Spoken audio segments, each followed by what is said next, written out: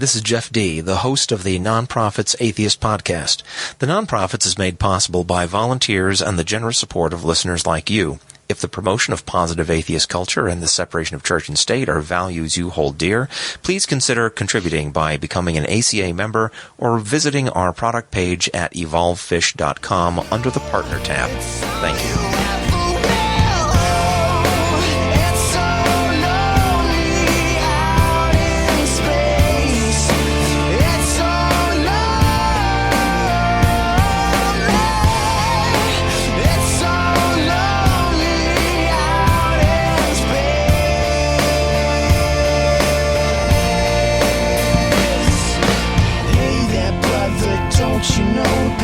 Upstairs left us years ago, so there ain't no fate except the one you make, and there ain't no hell except the shit you take every day. So don't tell me life doesn't hurt, and that you don't need the people cause you've got your church. You gotta take your head out of the sky, because there ain't nothing there but the satellites.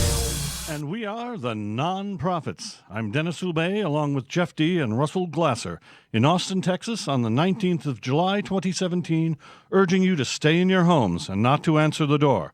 Our sponsor, the Atheist Community of Austin, a nonprofit educational organization for the promotion of positive atheism and the separation of church and state, is issuing this public service announcement in light of the recent outbreaks of religion our nation has experienced.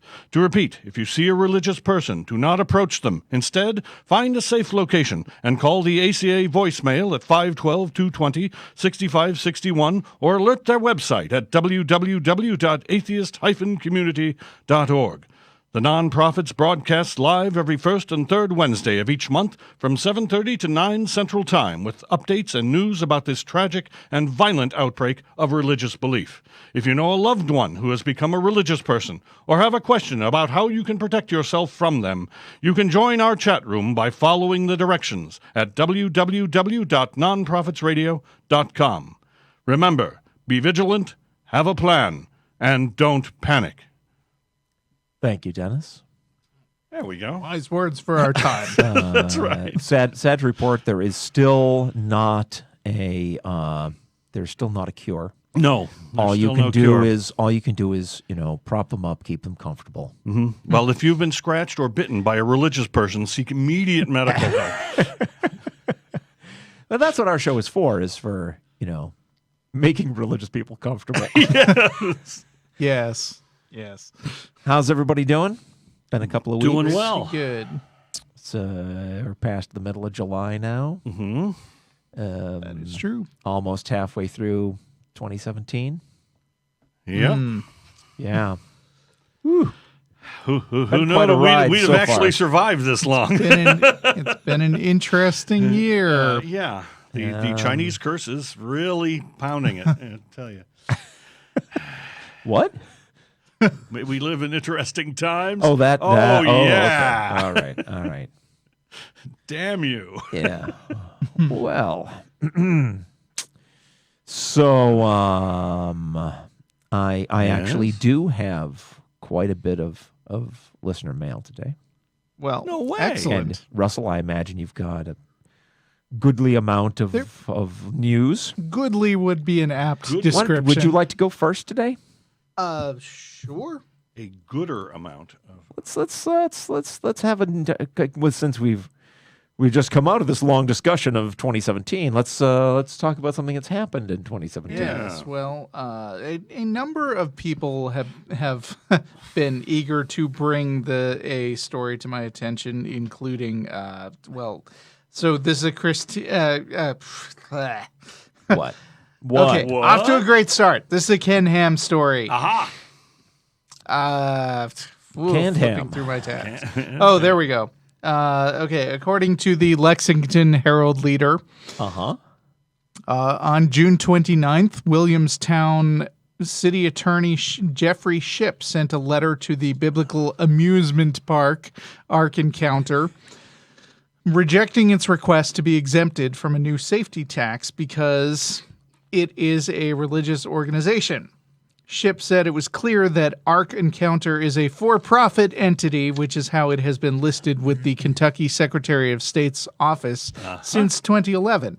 But The day before, Ark Encounter LLC sold its main parcel of land, the one with the large-scale Noah's Ark, for $10 to its nonprofit affiliate, Crosswater Canyon.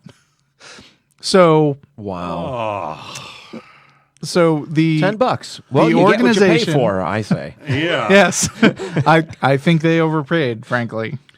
But Wow. Wow. Christian scamming people. How I mean, shocking. from the sound of this story, they weren't even particularly subtle about it. They were like, oh, you say we're a for-profit business? Okay, I will take $10 out of my right hand and put it in my left hand, and I still own the Ark. Now, And can I have the exemption? Abracadabra. I'm no longer for profit. Yep. God. So, Freaking typical. Yep. wow. Yeah, I believe this is the first step, Williamstown City Councilman Kim Krupper said. The impact would be far larger than just Williamstown. For what? The council is scheduled to meet Tuesday night with ARC officials to continue talking about their differences, but Krupper and Mayor Rick Skinner said they think a lawsuit is imminent. The council approved in April a 50-cent tax on every admission ticket sold at Ark Encounter. Oh, that's new. Saying the money is needed to upgrade the city's emergency services. And you remember when they pitched the Ark Park in the first place. Oh, it's going to bring in so much money. They lied Yeah, my about it understanding. being beneficial to the city. But my understanding is that the turnout has been meager. So I don't quite believe the city when they say we now need all this extra money for emergency services because of your huge crowds. Actually, from what I've been reading, it seems to me that Ken Hamm has been eager to play up the idea that it's been meager in order to beg for money more. But somebody compared it to the traffic of like your typical museum, which is something that they compare themselves to. Somewhat anemic. And it's pretty good. Oh, okay. I mean, compared to Disney World, sure, it's not great. But I mean, the Ark Park gets a regular, steady flow of traffic. Maybe not as much as they estimated in the first place, but Sure, when they were they're lying about tax-free that and- in order and, to get when they were lying about the projected attendance in order to get benefits from the town, they exaggerated those figures, and now they're lying about how many people are actually coming, so they can get believers to give them money, and now they're lying about what kind of business they are.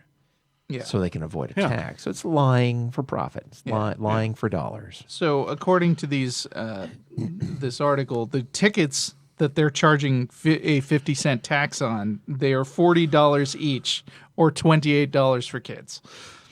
Wow. $40 to go into that $40.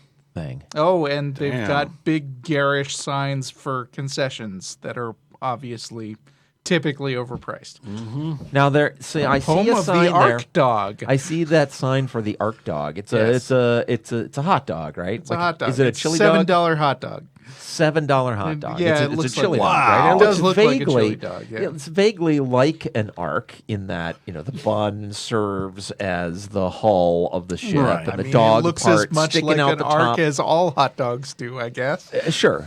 But I get what they're going for. But they missed a trick. They could have had little plastic animals on like toothpicks. Yeah. And you could stick eat in the them. top so that they would be riding in the ark. They could be animal crackers or gummy Yeah, animals. the bun is the wooden I wouldn't exterior. put and crackers or gummies on a hot dog. the hot dog is the What are meaty you, interior. crazy? Well, it's thematic. Nobody puts gummy bears on a hot dog. I don't know what you can put past Ken Hamm. Real creationists don't put. Plus, you wouldn't want gummy bears are awfully rainbow colored. They If are. you put more than you don't want one, that. you can't have gay bears on the ark. I wouldn't imagine. So thank you to the many people who submitted that, including Well, including Jeremiah Traeger. I on will Facebook. double that offer and offer them $20 for the thing. Yeah. $20, guys. Yes, well, somebody No, on the I'll triple it. wow, Damn. $30 for the whole thing. somebody That on our is, you're recouping your loss and adding an additional $20. That's my last offer. You could almost go out and see a movie for that these days and get a proper cinema hot dog. right. Somebody on our Facebook group did suggest that perhaps the state of Kentucky could now use eminent domain to repurchase this land for the last price paid, That would be really cool. but that seems unlikely. I'll All bet a right. religious organization will believe that they're immune to that, too. Yeah. Of course. All right. Thank you, Russell. Religious freedom to do anything we want. Daniel wrote, "Hello. Owing to the medical report from my hospital, I wish to will you $5.3 million. Please reply me by stating your full name, address, telephone number." Okay. Wow. I think this is for you, Russell.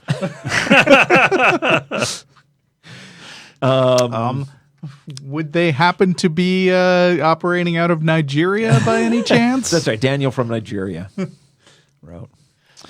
Moving right along. You're just playing along. It's obviously one of those things. Yes. That was actually not sent to us.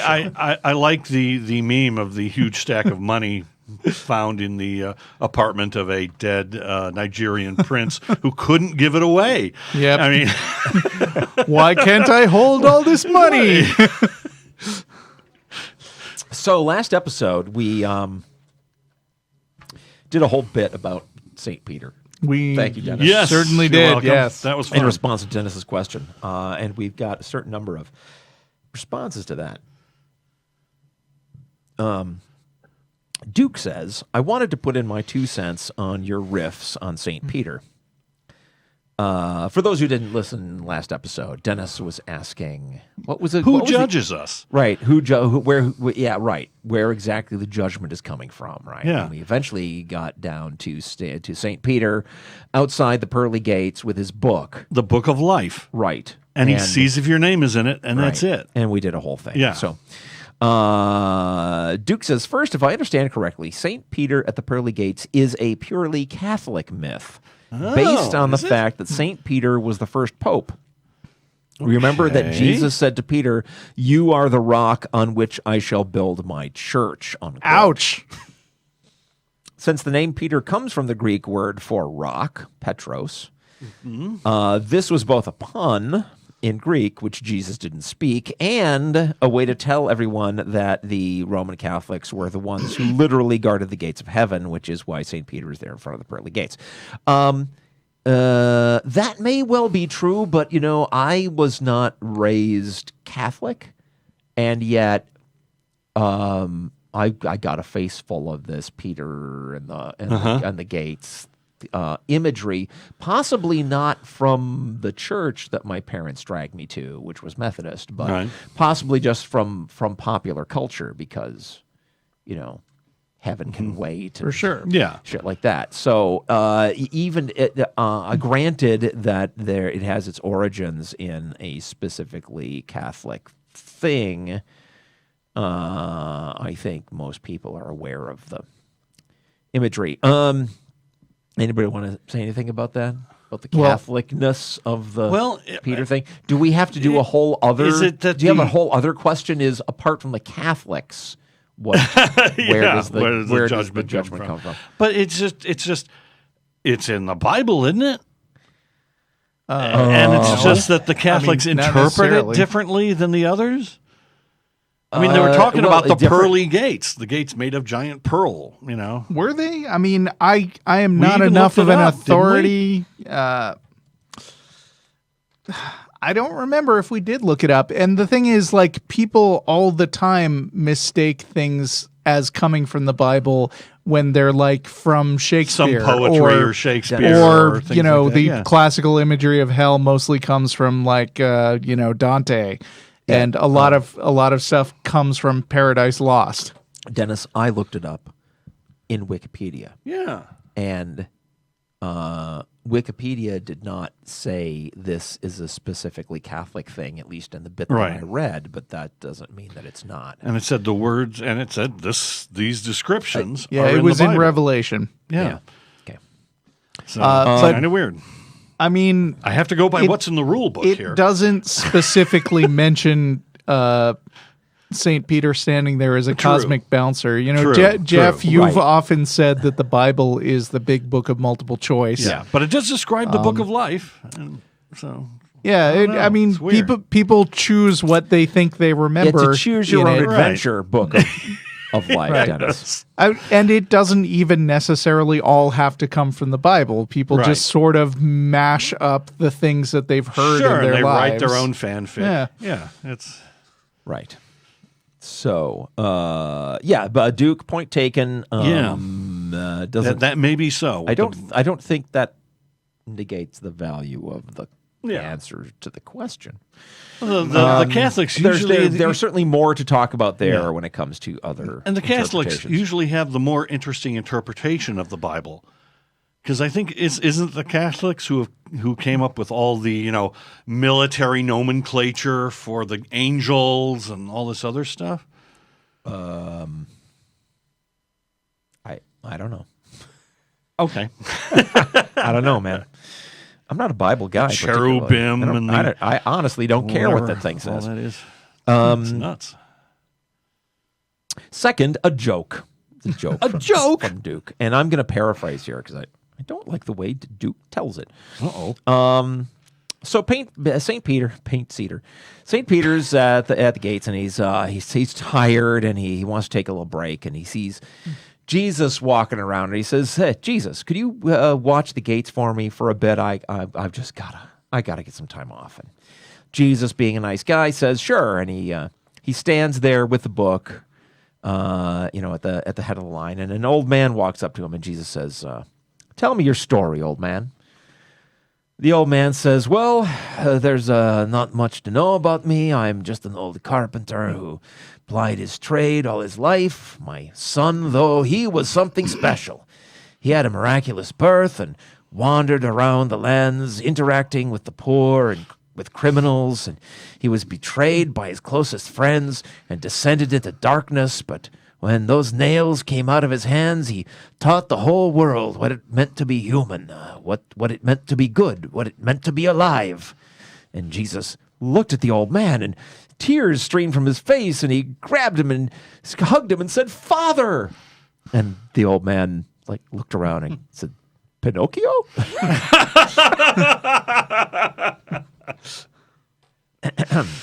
Awesome. Yeah. Thank you, Duke. Yeah. Pinocchio? Yeah. All right. Well, speaking of... I don't remember the talking animals. Weren't there talking animal characters in that story? Yeah. In the Bible. I don't think there's talking animals. Speaking of... Oh, wait, I'm sorry. Yes, there is. There's a donkey. Sorry. Go ahead. You're stepping all over my segue. Speaking of myths that that are not as people recall them, our producer Vern asked me to cover this story from the UK Independent. King Solomon's legendary fabulous wealth in hidden gold mines never existed, says historian. Okay. Well, King Solomon's gold mines, which the Bible says helped him store wealth amounting to more than 2.3 trillion pounds, are a complete myth, historians believe. The biblical ruler is said to have accumulated 500 tons of pure gold from the mines, but experts now say that the pot of wealth is unlikely to have ever existed. Historians claim the Old Testament king's story has been misinterpreted, and King Solomon was, in fact, an Egyptian pharaoh. All right. How does he know That this? seems like a tangent. Like the fact it's that pretty bizarre. What I mean, there's the assumption that he existed at all, which shouldn't be a foregone conclusion from a story in the Bible. And B, whether he's a pharaoh or some Jewish king doesn't necessarily have any bearing on the question of whether his piles of booty exist. Right. Huh. At the risk of being accused of asking questions about your story, Russell. Oh, no. Does it actually go into justifications for this guy's Ralph statements? Ellis is cited. He's a British historian and author. Yeah. Said that finding his lost mines is about as likely as taking a dip in the fountain of youth. Well, that sounds pretty colloquial to me. He did say there was a grain of historical truth to the story. According to the Bible, King Solomon was staggeringly wealthy, he said. Yet successive generations of theologians and archaeologists have scoured the Holy Land looking for his capital city, palace, temple, and wealth without any success. Huh. Wow. Why? Huh. Who the hell is this kinda- Ralph Ellis guy? Because now he goes on to say, my research suggests that there is a factual basis for the story of Solomon and his riches, but that it was heavily amended and obscured by biblical scribes. Yeah. This is It's this is awfully strange. devoid of detail. Yeah. 'Cause, What evidence are they pointing to that I am that suggests an I'm looking absence this of guy up. something? I am the first to be willing to believe that something in the Bible ain't Yeah. so, but Yeah. I'm interested in how that was determined. Yeah, I'm hunting down his CV because Okay. So are we moving on? move on. You move on. Okay. Continuing in the responses to the St. Peter story. Yeah. TJ from Ohio says, loved Dennis's question about heavily admission methods. Something you didn't consider was poor Peter's misery. Given current death rates, about Okay. 151,600 people tip over every day. That means that he has to deal with 2 people every second, assuming he doesn't get a bathroom break or need to sleep. As the world's population grows, the rate of applicants will also increase. Mm-hmm. If he's a saint, by definition, he was supposed to be a pretty big wheel in heaven, one of the most favored, and so on. Yet his afterlife consists of being a bouncer checking Evites for all eternity. If this is what one of the big guy's favorites gets, what happens to an ordinary schmo? Good question. Okay, so you forget that the Christians have the excuse of outside of time. Sure. Which it doesn't actually ever say that anywhere in the Bible, but they've come up with that because they need to, and it just solves solves all questions relating to how long this took or and of course, when did this happen. There's nothing to say that in front of the pearly gates there's a huge backlog. Right, Billions of people standing and waiting their turn. Right, there's like a 700-year backlog right now. 5 minutes with each person. That would suck. Yeah, but outside of time. Yeah, but outside of time. So really, they have as much time as they want. No. Yes. I would think if you're going to play the outside of time card, then you got no time. What you have is actually no time because time is this thing, and you're outside of it, so you don't get any. Wibbly wobbly. Whereas the way they play it, you get infinite amounts. Right. Who knows? All I can say for sure is, judging by what religious believers, right-wing religious believers believe now, all you know for a fact is that you're not. If you go to heaven, you don't get any handouts. Right. You do have to work for every dollar you make, but you're not taxed. But you have to work. Have to pick up the litter off the streets leading up to the pearly and bootstraps gates. are really popular. Yes. Right. And you've got an infinite amount of time. So sure. If you're a street cleaner, you're going to be doing that for all eternity. All eternity. Woohoo. Yes? Well, is there more to that letter? No, that's basically. All right. That so- was cool. I hate to throw more shade on our last story, but I Uh-oh. went hunting for Ralph Ellis and found him authoring an article at ancient-origins.net in which it mentions that Ralph Ellis is author of Thoth, Architect of the Universe. Thoth, Architect of the Universe, finds verifiable proof that the great henges and pyramids were complex monuments built by a technical civilization. Oh, boy. Okay, well, that's So fascinating. maybe hold off on citing this guy as an authority. Maybe it's not only the flat earthers that are suffering a resurgence these days. Yeah. Yeah. So thanks for the story, Vern. Well, you go.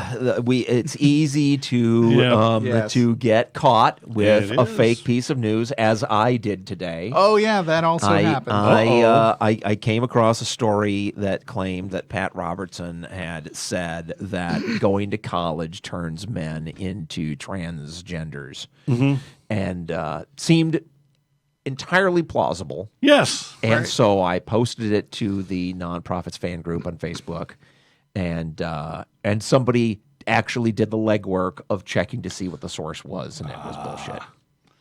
Yeah. Damn. Yeah. So it was a satire story, just like the story that came up on the last show, Yeah. where Ken Ham allegedly was going around saying that atheists should pray for people, or That did atheists were had- praying. Yes, for, that the reason against his him. museum was doing badly is because of atheist prayers. I'd be willing to call that one pre-news. It's news from the future. No, we Pat can't- Robertson will say that at some point. Okay. We Well, can't he better just say it pretty soon. That guy's getting up there. Yeah, he is. we can't just brush this stuff I off know, as I know. well. It's plausible because I mean that's exactly the problem. And two organizations that print stuff like this. I mean, I just want to repeat on a regular basis a big old fuck you because that. You are not contributing to the total amount of humor in the world, and you're sowing a whole lot of confusion and irritation. If you want to tell a joke, be funny. Well, Yeah. I thought it was Damn funny. you, Poe. It was funny when it was true. Well, sure. All things that you think are true and funny are less funny if you find out it's bullshit. That's just Yeah. that's Not that's all the nature. things, but I'll bet you a hot dog that that is a general principle. and that's worth a whole $7. So But not Pinocchio? that hot dog, because I'm not going there. Pinocchio? So, Russell, you actually wanted another. I news guess. story. I mean, I have one more letter, but it's pretty much more. of The same. Vatican is doing a thing. This comes from the Guardian, which is generally more reliable than that other stuff I read. It says that unleavened bread used for communion during Catholic masses can be genetically modified, but not entirely gluten-free. Gluten-free. The church is ruling. That's right. It can be genetically modified.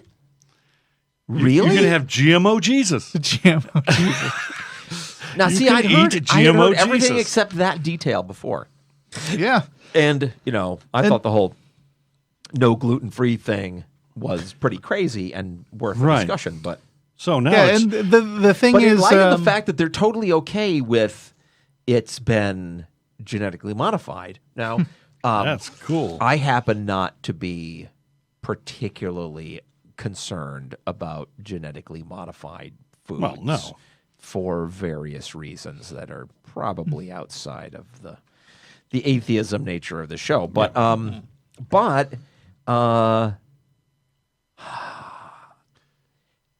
that If you're eating the body of you can only Jesus- get to that from being kind of hard-nosed science skeptic and not motivated by fears of, genetically engineered monsters and stuff. Right. And that is not the kind of thinking I ever expect to encounter out of the Catholic Church. So I don't believe that they're going, oh no, genetically engineered is okay because it's really just, a different way of doing the same thing that humans have been doing in breeding plants, by selection. It's forever. microevolution.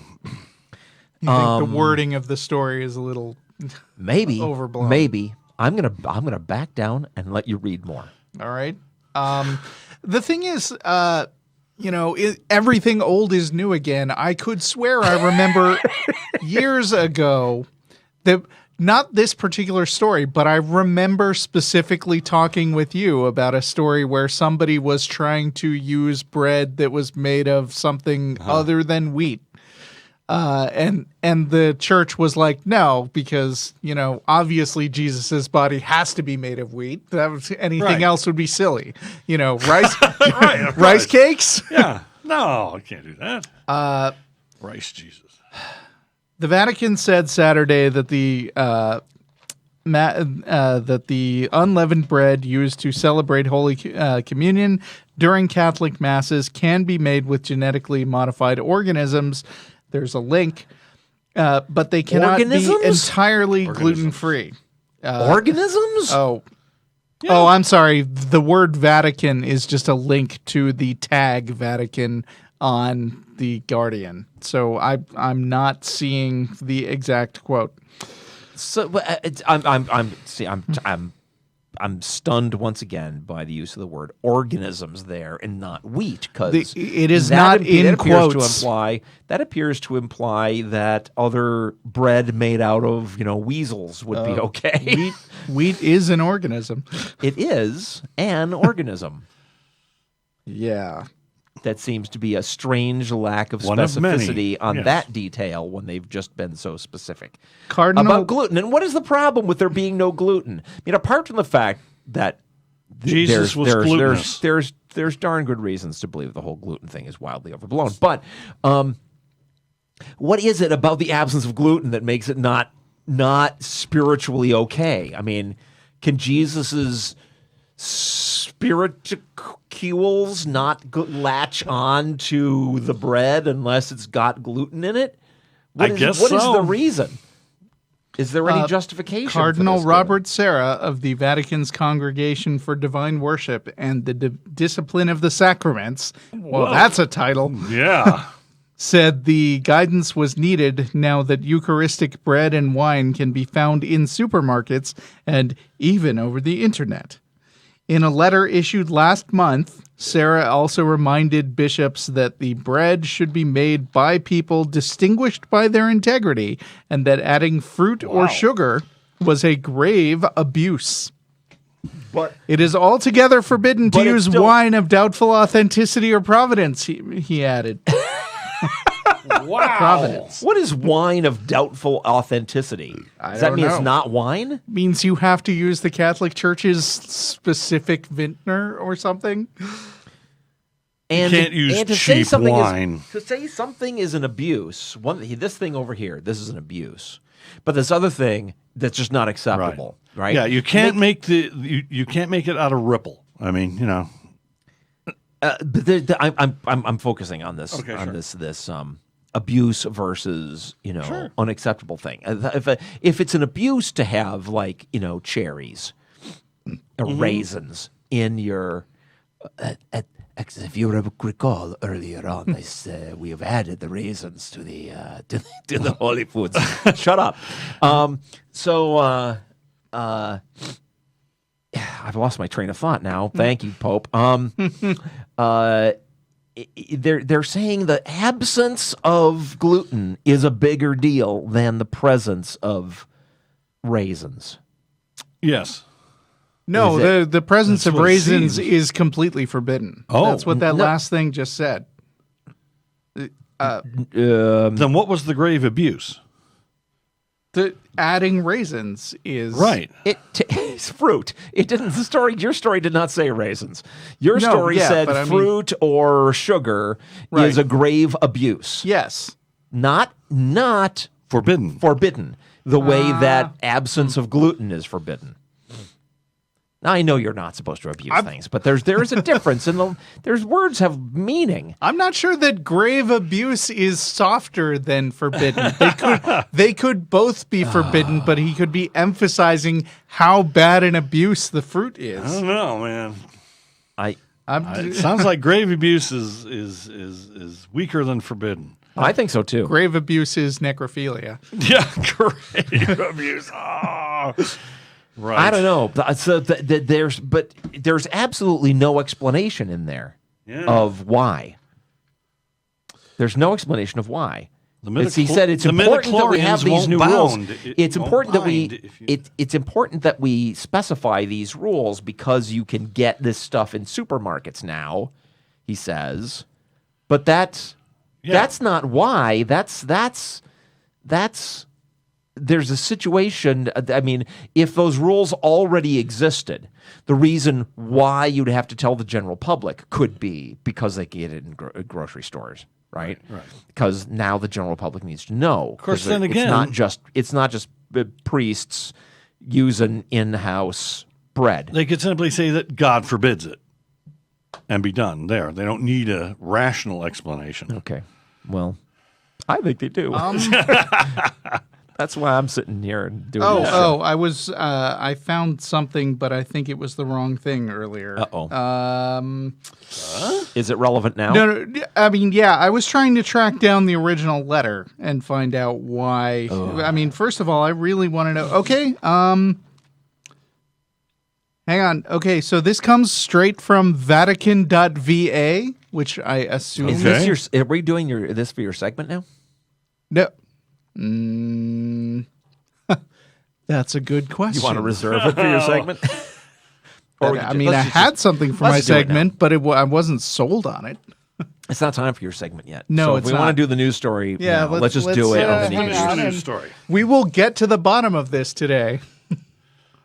Okay, so you want to move on for the moment? Yeah, let's move on. All right, then. We'll be back. All right. Hugo from Brazil says, "You seems to be look for the longest name. I have a candidate to offer."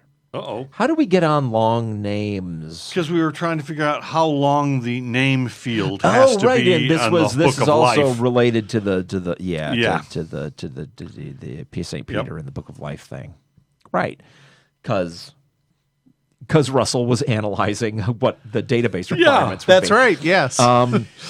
I'm glad somebody picked up on that. So Hugo has a candidate: Pedro de Alcantara, João Carlos, Leopoldo, Salvador, Bibiano, Francisco, Javier de Paula, Leocadio, Miguel, Gabriel, Rafael, Gorganza de Braganca e Bourbon. Unquote. Wow. This is the full name of Peter II of Brazil, the second emperor of Brazil. Oh, His not the same Peter. I was going to say, he doesn't necessarily have to read that name. Right. His father, Peter I of Brazil, and also Peter IV of Portugal, have a long name, too. Long names seem to have been a tradition in the House of Bragança, royal family of Portugal. If St. Peter has the most important job in heaven, I wonder what the common Christians do in heaven. And that's getting back to the point that TJ raised. Okay, Hugo, that's fine, but now I'm going to take that as a challenge because when we were talking about long names, I quoted back the little bit I could remember from the incredibly long name in the Monty Python Flying Circus. Yeah, Monty Python's Flying Circus comedy shows bit about Johann Gambolputty, Devon, Ausfern, Schplenden, Schlitter, crasscrenbon, digger, dingle, dangle, dongle, burstein, von knacker, thrasher, applebanger, horowitz, ticolensic, gander, knotty, spelltinkle, grandlich, grumblemeyer, spelterwasser, kurstlich, himbleeisen, bahnwagen, gutenabend, bitten, Nürnberger, Bratwurstel, Spurten, Mitz, Weimach, Luber, Hundsfoot, Gumber, Aber, Schundunker, Kabelfleisch, Mitter, Ocker von Hautkopf of Ulm. which if you dig up the right episode, you can find the comedy bit where they talk about Johann Gambolputty, Dave von Ausfern, schplenden, schlitter, crasscrenbon, digger, dangle. Well, that's very interesting. let it But go. who was Johann Gambolputty, von Ausfern, schplenden, schlitter, crasscrenbon, freien digger, dingle, dangle, dongle, dungle, burstein, von knacker, thrasher, applebanger, horowitz, ticolensic, grander, knotty, spelltinkle, grandlich, grumblemeyer, spelterwasser, kurstlich, himbleeisen, bahnwagen, gutenabend, bitte ein Hamburger, Bratwurstel, Gerspurten mit Weimach, Luber, Hunsfoot, Guber, aber Schönedanker, Kalbfleisch, Mitter, Aucher, von Hautkopf of Ulm. Well, I don't know. I couldn't tell you, Russell, but I think Dennis met him once. Dennis? It's right there. It's crossed off. It's up in the corner. Ah. So, can you help us out? Well, I guess who was he? Well, I mean it's whoever Johann Gambolputty, Divan Austen, He doesn't want to do it. schplenden, schlitter, I don't think your heart's in it. crasscrenbon, fried dagger, dingle, dongle, dangle, donger, dungle, burstein, von napter, thrasher, applebanger, horowitz, ticolensic, grandlich, knotty, spinkle, grandlich, gumblemeyer, I'm only halfway through. Of Ulm. No, I can't do it. Why don't you do the thing the guy did in the skit and just die in the middle of saying it? Yeah. Okay. All right. That's enough. Man. But of course, They said it more times than that in the. But of in course, the- he was a fictional character. it's also Yes. funnier if you've actually memorized it. Yeah, Yes. and can rattle it off. and can quickly, rattle it which off properly. We are not Monty Python. Yeah. Much as we try. I don't know how they did it on Monty Python. That was amazing. Probably a lot of takes. Yes. Yep, probably. All right. Well, thank you, Hugo.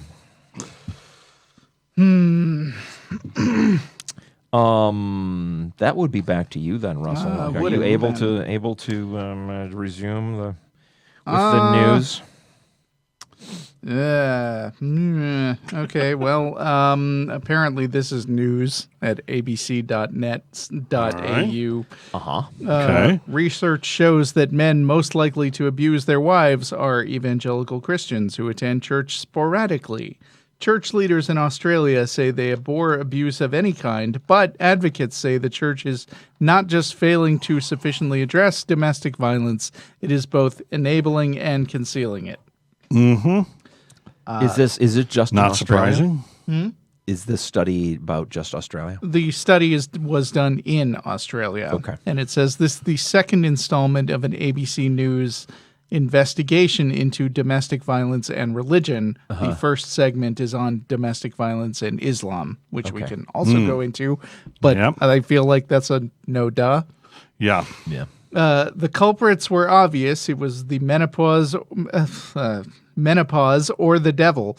Who else could be blamed? Peter screamed at his wife in nightly tirades for her alleged insubordination, for her stupidity, her lack of sexual pliability, her refusal to join him on the tornado ride at a Queensland water park, her annoying friendship with a woman called Ratface, for her sheer complete failure as a woman. Wow. The night before Sally finally left her husband in the townhouse they lived in, he told her she was also failing her spiritual duties, and there's a quote from him with some swearing in it. So. Right. Yeah. Peter opened his Bible and read out some verses. Wives, submit to your own husbands as to the Lord, for the husband is the head of the wife, as Christ is the head of the church, his body, and is himself its Savior. And then that's from Ephesians. And then from Timothy, let a woman learn in silence with all submissiveness. I permit no woman to teach or have authority over a man. Rather, she is to remain silent. When we speak of domestic violence and the cultural factors that foment it, one crucial element missing from the discussion has been religion. While it's generally agreed that inequality between the sexes can foster and cultivate environments where men seek to control or abuse women, in Australia there has been very little public debate about how this might impact people in male-led congregations and religious communities, especially those where women are told to be silent and submit to male authority. So they're saying specifically in Australia, there has been a lack of discussion about it, because they also go on to mention that there's been extensive analysis in the United States and the UK. And so this study that comes apparently, to the same conclusion. yeah, it seems like this study indicates that, yes, there is a strong correlation between having those kinds of beliefs and acting on them in an abusive way. Yep. And nobody at this table is falling down with shock over this. Yeah, right? no. I'm reminded of another study that I saw covered in a news item recently. I don't know how far back this dates, but it basically was a study done in Europe that showed that children become less empathetic toward others when raised in religion. Interesting. Yep. And not just Christianity. This was a study across a wide range of different major religions, including Islam. And I posted a link to that study in a political thread on Facebook. Sure. You would be surprised that you would not be surprised that they did not want to hear it.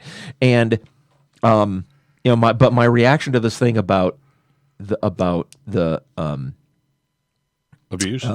Spousal abuse, is that I'm not sure that if you told religious people the religious people who are doing it, right? Yeah. That they would be shocked at all or bothered at all. Yeah, Because, no, we're supposed to have the power to do that. So what's the big deal?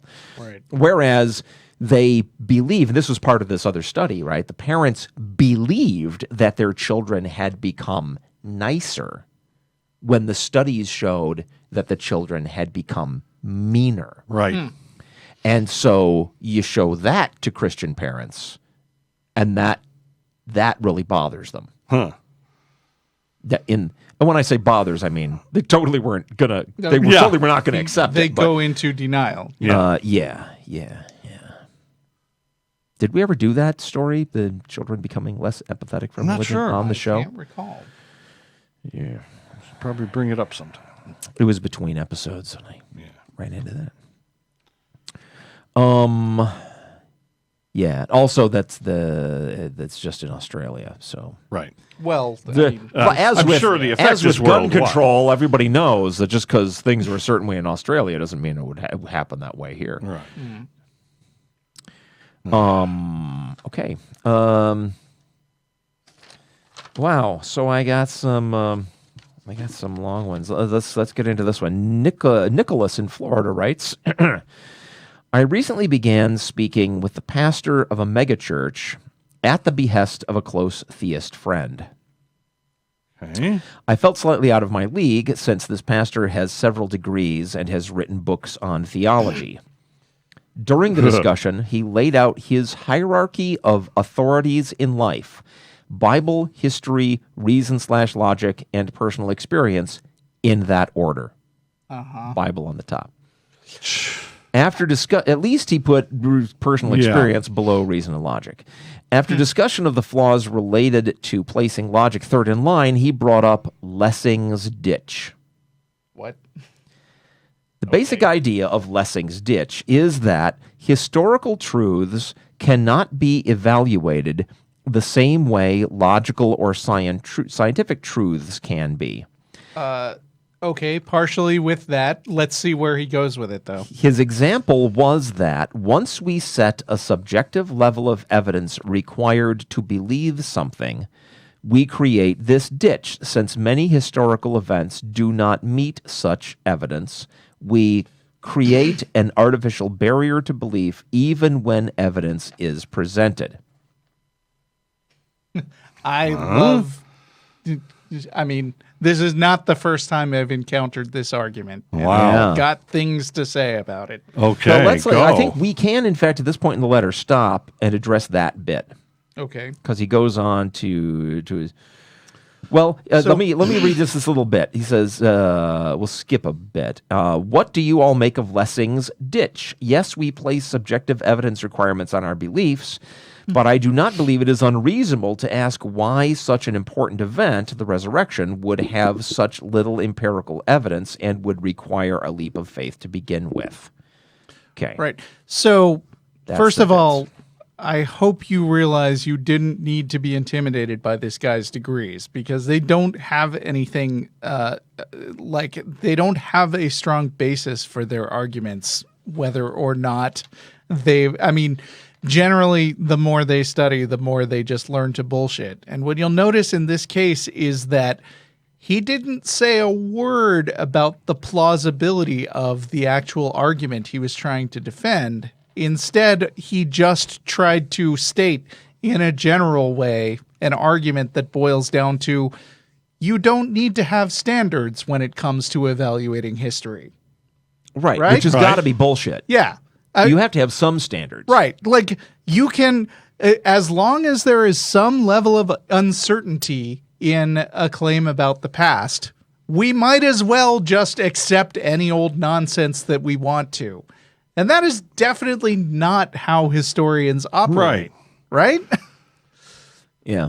Yeah, I mean, so an example I like to give is that it is difficult to say. I mean, there are various lines of evidence that point to the fact that Julius Caesar existed, for example. Right.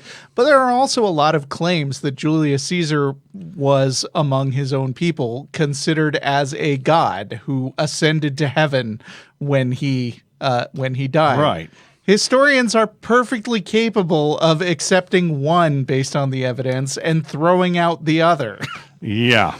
Just because some things about the past are have some level of gray area doesn't mean you just throw out all your standards.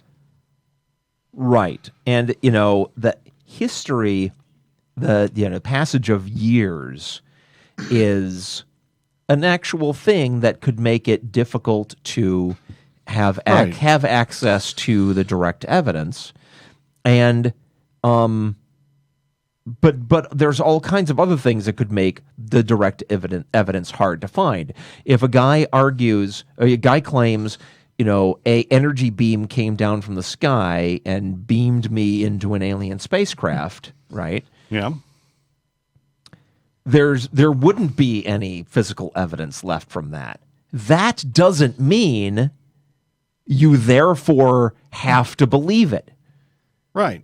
It doesn't matter what the justification is, not what the explanation is for the lack of evidence, right? Sure, some things are going to be harder to support than others, but that doesn't mean things that are hard to support you have to just accept. That's bullshit. Yeah. Absolutely. That's not unfair. Yeah, and he's willing to believe things that happen right in front of him, but not willing, contemporaneously, right? And yet not willing to accept things that happened years ago. He's saying, oh, that's all subjective. So... No, he's saying the opposite of that. He's saying, these things, I believe, happened a long time ago, and because they happened a long time ago, there's not much physical evidence to support them. Right. Therefore, you have to believe them, because otherwise you're just using that passage of time and the paucity of the evidence as a justification for not believing the thing I'm telling you you should believe. Okay, right. Nah, I thought he was more rational than that. No. Oh, good grief. Yeah, no, right. Okay. Never mind. And yet, just try, Nicholas. Try walking in and telling the guy, you know what? It's an amazing thing. A guy from a time traveler, from the Victorian era, in a Jules Verne time machine, Yes. materialized in my living room last night, right? Right. And he asked if he could have a Twinkie, and I gave him a Twinkie. Right, and Yeah. he took it back with him to the Victorian era, and tell him now you have to just believe what I said because nothing in what I said Leaves any evidence. leaves any evidence for you to evaluate it. Therefore, you have to just believe me. Try that. See how that goes. Now, Wow. if the priest were just, or whoever he was arguing with, was just going to leverage this argument to say, you cannot definitively disprove my statement, you can maybe go with him there, but that doesn't obligate you to then accept the statement as true. And it's not have to do. Yeah. And it's not your responsibility to disprove his statement. Right. It's his responsibility to prove his statement if he wants you to believe it. Is this like the obverse of the "Were you there"? It kind of is. Sort of, Yeah. It's kind of is. And it's kind of not the obverse. It's the kind of the you exact weren't same there, thing. therefore you have to believe what we're telling you. Wow. Because you weren't there, you couldn't know it's not true, so you have to assume that it is true. Because we're telling Well, you. shifting the burden. It's just Yeah. Oh, jeez. Yeah. Right. Right. Doesn't matter, dude. I'm sorry if we should look up this Lessings Ditch thing to see if what we're dealing with is a misapplication Could of be. a Could principle be. that might actually be a valid thing. Wouldn't be surprised. Or whether it's just a piece of bullshit that was thought up by some religious nitwit. The first hit is from theopedia.com, so I don't Doesn't have a ring lot of hope very for well. it. Yeah. Okay, read it. Gotthold Lessing lived from 1729 to 1781, and he argued that there is a ditch between history and eternal truths that cannot be crossed. As a result, revelation in history is not possible, for historical truth cannot be demonstrated. So, I mean, what he was citing at you, he was just throwing out an old-sounding name to make it sound like it had credibility. Right. It doesn't seem like this guy has any particular authority in the But field Russell, of history. what you're not taking into account is that Mr. Lessing died in 1781. Oh, that's true. And there's not a lot of evidence to support the fact that he existed and that he said these things and that what he said was right. Therefore, you have to believe it. Exactly. Yeah. Therefore, it's to not believe airtight. it, to not believe it is to be unfair to those who do. I mean, hell, Because the you less can't- evidence there is, the more reason you have to believe it. That's just science. Right. I just want to crawl up my own asshole. Jesus Christ! What a terrible, terrible.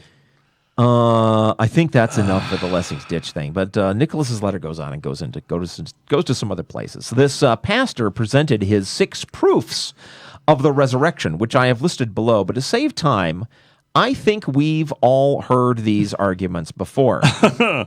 You want to just skim them? Impossible. I will. After falling victim to Godwin's law and telling me, quote, I could deny that the Holocaust happened because there's no video evidence, I was too flustered to address this new But concept that is not of the standard. Lessings Ditch. Right. Yeah.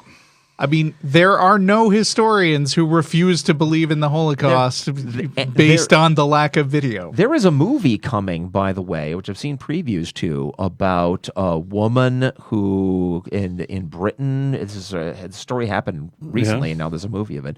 She said something critical of some Holocaust denier, and he sued her for defamation. Right. And apparently this all goes to court, right? Yeah. So it's a battle between a rationalist and a Holocaust denier lunatic. Looking forward to that movie, and I don't know what the name of it is off the top of my head. So anyway, His 6 proofs of the resurrection are as follows. He doesn't say whether these 6 proofs are in a particular order. Proofs of the resurrection. So here we go. 1, the tomb in which Jesus was buried was discovered by a group of women on the Sunday following the crucifixion. Oh, yes. The This specific one that has 4 Right. different contradictory versions of This would not be something written about a group that wanted credibility given the place of women in society. The narrative itself is odd and points to the intrigue as to its veracity. So this It's is ins- actually the same argument, Yeah, right? Its insanity makes it true. Yes. Yeah. Why? This story is so crazy that it has to be true. Just might work. Because Yeah. why would somebody make up a ridiculous story? Nobody ever does that. No. So you're saying that a story is more likely to be believed if it's crazy in this way? So nobody knew that until after this happened? Because someone at the time could not have said, I'll make my story more credible, you see, by saying that women found it. Right? Whoa. Considering that women are, again, Yeah. are thought so badly of in my Chattel, culture, yeah. this will make people believe my story more. So it's only possible for human beings to understand that after the fact. It's not possible for human beings to understand that before the fact and do it on purpose. Of course, I don't even think that happened. Yeah. Right? I'm not saying I think what we have here is a fucking myth Yeah. and various interpretations of the myths that are not rooted in reality on any level to the point where anybody cared about the place of women in society. But I really like this argument because that means Harry Potter exists. Absolutely. Yeah, I mean, there you it has time I travel. want And it Harry has It's so Potter to unlikely exist. it must be true. Why would Therefore- anyone make it up? Yeah. No one would make up Harry Potter. That's ridiculous. So, but that I think is the self-defeating part of this argument is if you can tell that would make the story more believable, right? Right. Then you can do it on purpose. Yeah. But you would have known that I would do it on purpose, and therefore I can clearly not choose the story. Yes. That's one. Truly, he has a dizzying intellect. 2, Jesus' disciples had real experiences with one whom they believed of the risen Christ. They wrote about it in the Bible, the most verified work of written account of its time. Wow. It's a source of historical record. Okay. No. That's just not true. There's a lot of claims of the validity of the Bible, but that you really have to apply a much tougher standard to a thing that has a whole fucking worldwide cult devoted to believing in it. You guys want to say anything specific about that?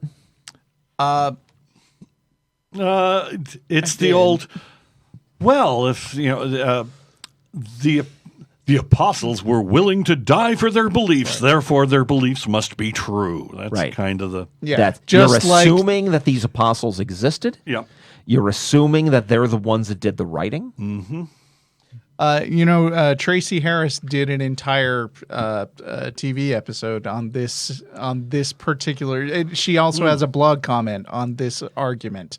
I mean, a very long blog post. Yeah. I mean, Oh, it's so about facile. the apostles and what their willingness to die means about the truth of their claims. Nothing. Yeah. But yeah, I mean, it's and another thing is that a lot of times Christians will say something is well sourced because the stories in the Bible will say like there were 500 witnesses to this Right, thing, right. Which I can do too. Awesome. Like Jeff's friend who walked in and did what was the thing that you said? What was the story you just made up? the a time minute ago? traveler from Yeah, Victorian the time era traveler wanted a like, Twinkie. When the time traveler walked into my study, Yeah. 700 people were all crammed into my study and watching him.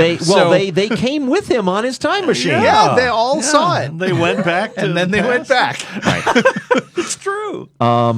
Yes. Plus, again, you've noticed that when a bunch of people say that a thing is believable, that it makes it more likely that other people will believe it. Yeah. And these people who said that they believed it were people who were like, Christians. Uh-huh. So they couldn't have realized that if they said that it was believable, if they all said it was believable, other people were more likely to believe it, and they weren't motivated to try to get other people to believe it by saying that it's believable. Right. How does that work? 3. As a result of the preaching of these disciples, which had the resurrection at its center, the Christian church was established and grew, despite tremendous forces acting against it, including persecution, plague, and popular religious culture. Oh. Right. True, because it's popular. Therefore, every religion that has ever had any success is true. Right. Right? Islam is true. Yeah, obviously. Look at all the people today that hate Muslims, right? And still, they're the fastest growing religion. So their interpretation must be correct. Yep.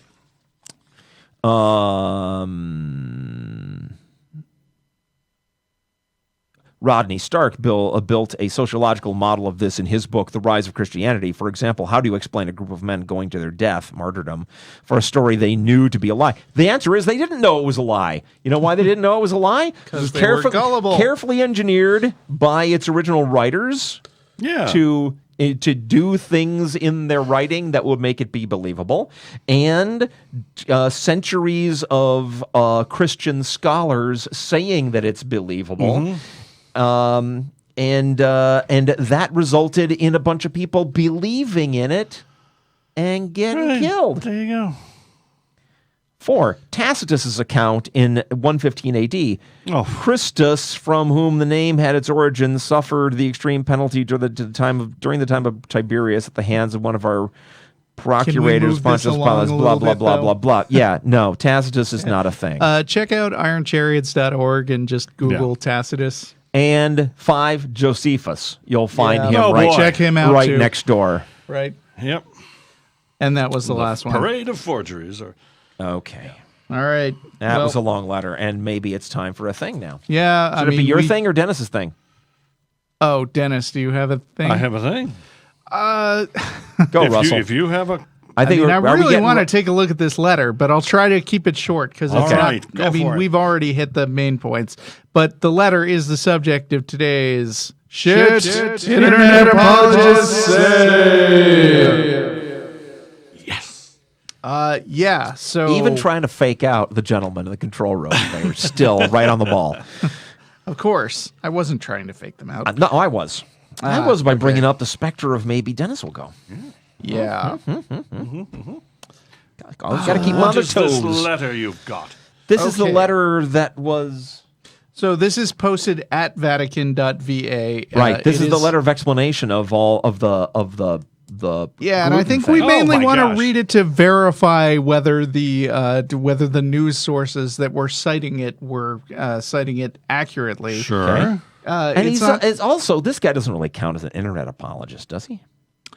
He mentioned the internet. All right, go ahead. And the letter is now on the internet, as these things tend to be. Fair enough. Sure. Let's see. Last month, one particular letter published in the Church Circular drew much attention, says QZ.com, and they had the link to it. Okay. At the request of the Holy Father, Pope Francis, the Congregation for Divine Worship and the Discipline of the Sacraments is writing to diocesan bishops to remind them that it falls to them above all to duly provide for all that is required for that's the celebration of the Lord's Supper. Okay, skimming. Until recently, it was certain religious ceremonies who took care of baking the bread and making the wine for the celebration of the Eucharist. Today, however, these materials are also sold in supermarkets and other stores and even over the internet. In order to remove any doubt about the validity of the matter for the Eucharist, we suggest giving guidance, guaranteeing certification. Let's see. The norms of the Eucharistic matter are given in Canon 924 of the CIC. And in Numbers 319 through 323 of the Institutio Generalis Missalis Romani. So not the Bible, but the like in-house Catholic documents. Yeah, the fan fiction. Okay. And have been explained in the instruction Redemptionis Sacramentum. I mean, Catholics in particular are particularly into this, right? I mean, the people who are speaking on behalf of the church, like the Pope actually is channeling God, so everything he says is infallible until another Pope contradicts him, I guess. I like all these organizations involved in, big Eucharist. So it's like... Yeah. And he quotes from them, and of course they're 1,000 years old, so they're even more boring. Right. The bread used in the celebration of the... Oh, I'm sorry. This was issued by a congregation in 2004, so it's maybe not... Ancient times. Yes. There's no physical evidence that this was ever actually written. Quote, the bread used in the celebration of the most holy Eucharistic sacrifice must be unleavened, purely of wheat... And this might be the exact thing we covered on the nonprofits back 13 years ago, huh? It follows, therefore, that bread made from another substance, even if it is grain or if it is mixed with another substance different from wheat to such an extent that it would not commonly be considered wheat bread, does not constitute valid matter for confecting the sacrifice and the Eucharistic sacrament. And the wine must be natural from the fruit of the grape, pure and incorrupt, not mixed with other substances. Right. So you can't cut your wine. If you do make it out of different substances, when it turns into Jesus in you, is it like a transporter accident or something? It doesn't turn into Jesus like in you. Fly? If you make it from other things, it turns into Osiris, or it turns into Harry Potter, or it turns into Darth Vader, or right, like some kind of pumpernickel. That's probably Darth Vader. Find your lack of Eucharist disturbing. Now, right here, Angel food cake at the you're going to be noshing on the flesh of Saint Peter. I find your lack of wheat disturbing. All right, so I'm the same congregation. Wait, this is important.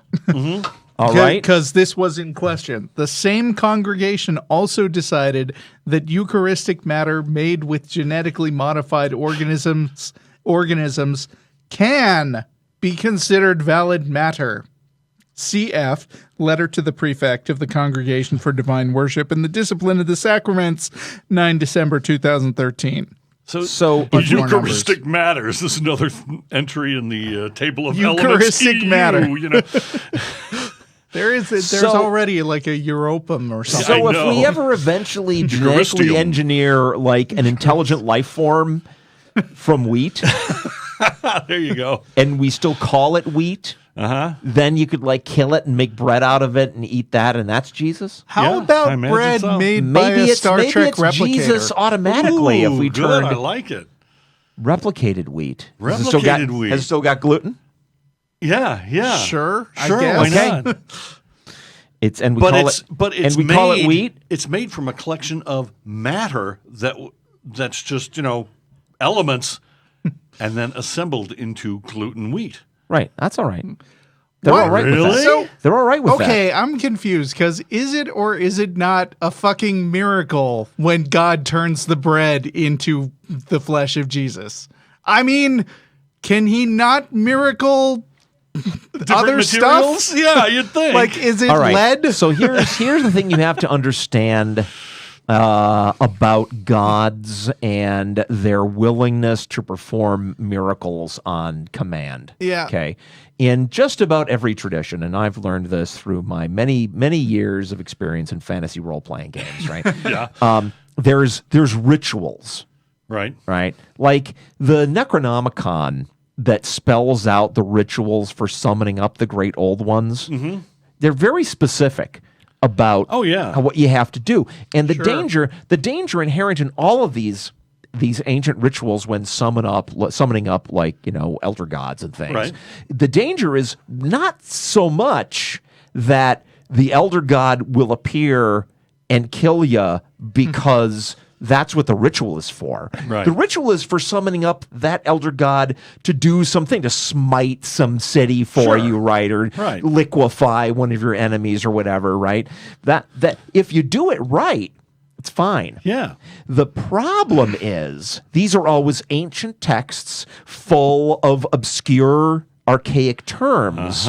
And the question is, how is it that you do it right? Because if you get it wrong, you might get bad things Azathoth or Nyarlathotep or something materializing in your living room right next to the time traveler guy. Come forth, smite my enemies. And- What's this Pikachu doing here? No! Right. That's not part of the ritual.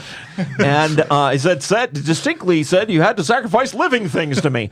So yeah, and then they go crazy and they drag you off to their thing. This is why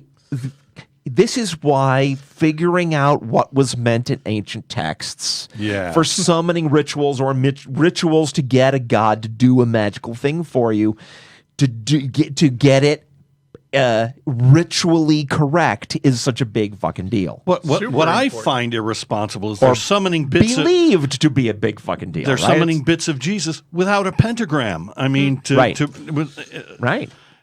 Not a magic circle to protect you. It's what just if he insane. gets It's loose? just completely irresponsible. I'd love to see the story where they summon up all these bits of Jesus and they carefully preserve them and then they sew them back together and summon the lightning to animate them. Frankenstein Jesus. Frankenstein Jesus. So anyway, that's the explanation of why you get among weird cultists. Why they have to be such sticklers. Yeah, they believe they have to be sticklers. Otherwise, not only could you, and this is why I think some of the terminology of the offensiveness of doing it the other way is you're going to tick off the god. Right. If you try to do the Eucharist with corn muffins, right? Mm-hmm. You could not only fail to get your taste of Jesus, but also take off God, and then who knows what he might do? Right. Because the ritual's then spiraling out of control. Okay, I'm done with that. That's awesome. If anyone is a glutton for punishment and wants to find this, the title is Circular Letter to Bishops on the Bread and Wine for the Eucharist. Wow. Okay, how are we doing on time? I don't have my... We got like almost 15 minutes left. Wow. So I think we should probably jump straight into Dennis's question. I have a question, yeah. What's your question? Why is Judas the villain? Oh, this is a good one. I know. Yeah. I mean, did he betray Jesus? It's my understanding that what happened to Jesus was supposed to happen to Jesus. It's like it had to happen to Jesus. So... and it's a prophecy. Yeah. Which means that if it wasn't Judas, it would have to be one of the other apostles. Was the prophecy that it would be an apostle? They didn't even know there were going to be apostles. Well, didn't Jesus say at the Last Supper that one among you will you're right. Jesus, You're right. I was thinking, for some reason, my mind thought that you were talking about Old Testament prophecy. No, it was like a last week prophecy from Jesus. Right. If Jesus uttered it, it's got to be true. Right. If it wasn't Judas, it had to be one of the other apostles. Well, okay, so let's look at some possible explanations. One, Jesus already hated Judas and just thought he'd stick him with this thing, right? Right. So the prophecy was meant to cause Judas, who Jesus already didn't like for other reasons, right? To also be the bad guy in this. It's not, Judas doesn't get let off the hook from Jesus's dislike of him just because he was then roped into being the actor that does the thing. There's another explanation. Okay. And that's Judas did it so one of the other apostles wouldn't have to. He took it upon himself to make the ultimate sacrifice of his own salvation. Yeah, but your question is, why is Judas the bad guy? You're saying he's not. You're I'm saying arguing he's that the good guy. I'm saying he's the hero. So show that my explanation is wrong. Because I'm answering your question. You're not answering your question. You're rebuffing answers to your question, which I don't think is fair. I think, actually, as with many things, tvtropes.org has something relevant to say about this. Sure. The entry is Batman Gambit. What? Oh, no. What? A Batman Gambit is a plan. We've talked Lovecraft, now let's talk Batman. A Batman Gambit is a plan that revolves entirely around people doing exactly what you expect them to do. This trope relies heavily on flaw exploitation manipulating, although it can work with virtues instead of flaws just as easily. Sometimes the flaw is that the villains are so predictable that they'll take the first chance they have to do something mean and underhanded. Named after Batman, who is known as the world's greatest detective, and through careful analysis, he can often predict his foes' actions to psychic-like accuracy. So, if Batman gets betrayed by the Joker, even though he predicted it, and even though it fits into the plan that he built around it, he could still be, the Joker can still be the bad guy in that case, can't he? Well, it could be, but does the Joker hang and disembowel himself in remorse over betraying Batman? No, almost I don't never. think so. Dennis? Yeah? How can anybody be a bad guy? I know what you think about the nature of reality. No, I'm not going that way. I think it's your question. I think you have to confront the fact that as far as you're concerned, there's no such thing as a bad guy. That everybody's just wind-up toys doing only exactly what they had to do. Let's not get into that. Well, that's a whole nother. I have a question. Okay. Okay. But it's like, Here's some other apostle would have had to do God's dirty work. It's like roll a 12-sided die. Which one? I'll come at it from a different angle. Okay. So at the beginning of time, right? God set the initial conditions, and being omnipotent, he got everything exactly the way he wanted. Being omniscient, he knew exactly what was going to happen as a result of those initial conditions that he sent, right? That he set. Yeah. Therefore, God knew at the instant of creation, that Judas was going to do that, and he made that universe where God, that happened. And God knew every single bad God could have made you a list of all the people that were going to do bad things throughout history. Sure. Right. So the answer is why Judas is the bad guy is because God made him the bad guy. It is written. Does that make him the bad guy? I mean, when you look Christianity, at it, yes. The ultimate sacrifice. In Christianity, yes. Wow. True. It can just be your nature to be a bad guy, and God gave you your nature. Bam, you're done. So you're a bad guy for furthering Jesus' purpose. Yes, that cult, the Christian cult that I couldn't remember the name of last time, is to be killed. Who are the guys that believe that only a certain number of people are going to be saved? Those guys, right? Who was that? That was the... Starts with an E, I forget. Jehovah's Witnesses. Jehovah's Witnesses. I forgot them again. Those guys specifically believe, from their interpretation of the Bible, that a finite number of people are destined to go to heaven, and everybody else is destined to go to hell. Right. Just bam. Right? Yeah, for no reason. So within Christianity, well, they think that is a reason. To them, that is the definition of. It's an arbitrary. They don't believe it's arbitrary. It's a die roll. They don't believe that makes it invalid. Oh, God. You're asking a question about what they believe. I mean, this is what happens when we go down this rabbit hole. Yeah, I know. No, I'm totally with you that this is bullshit, right? Right. Totally with you, but this is the answer. They're totally comfortable with the idea that there are people who are just bad because God made them bad. Yeah. And that badness may be because God made them to be bad, even if they were not bad at first. He made them and engineered everything at the dawn of time when he set up the initial conditions so that they were going to run into the devil, right? Satan, and Satan would corrupt them. And they'd wind up bad. Specific biblical totally example okay here. the story of Moses Yeah. actually says that Pharaoh is all set. Like a few plagues go through and he's done. He's like, all right, fine, take your people and get out of here. let's harden his But freaking yeah, heart. it specifically says God hardened his heart. And that's fine. According to their logic. In a worldview where there is an omnipotent tyrant that runs everything, who is always right, Right. right? Yeah. He can make people bad guys and punish them for being bad guys, and everything's fine. Even if they help the tyrant. Right. Oh, sure. They can help the tyrant. He can then also be Batman. God can also be, or Jesus can also be Batman and say, I know. I'm going to give my little speech. I'm not going to tell you which one of you it is, but I know because Dad told me, right? They can do shit like that, and they're still off the hook. Within that worldview, that's good and evil.